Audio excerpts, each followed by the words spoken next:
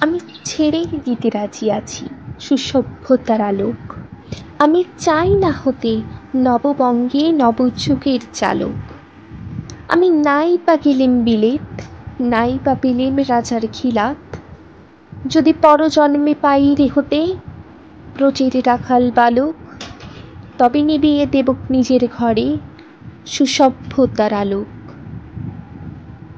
যারা নিত্য কেবল ধেনু চড়ায় বংশী বিটের তলে, যারা গুঞ্জা ফুলের মালা গেঁথে পরে পরায় গলে, যারা বৃন্দাবনের বনে সদাই শ্যামের বাঁশি শোনে, যারা যমুনাতে ঝাঁপিয়ে পড়ে শীতল কালো জলে, যারা নিত্য কেবল ধেনু চড়ায় বংশী বটের তলে,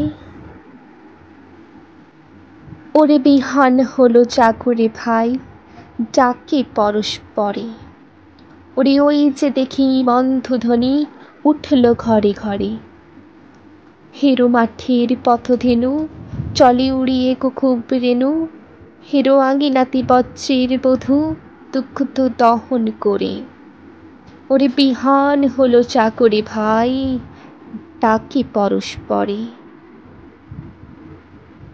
ওরে সাঙন মেঘের ছায়া পড়ে কালো তমাল মূলে, ওরে এপার ওপার আঁধার হলো কালী মন্দির কুলে।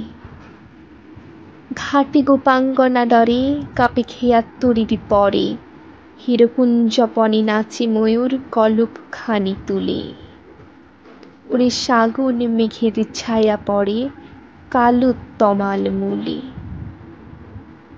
মোরা নবনবীন ফাগুন রাতে নীল নদীর তীরে, কোথা যাব চলিয়া অশোক বনে শিখি পঞ্চ শিরে।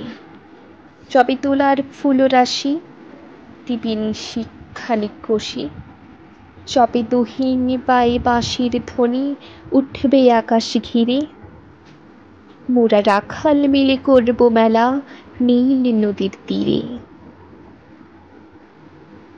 আমি হব না ভাই নববঙ্গে নবযুগের চালক, আমি জ্বালাবো না আধার দেশে সুসভ্যতার আলোক।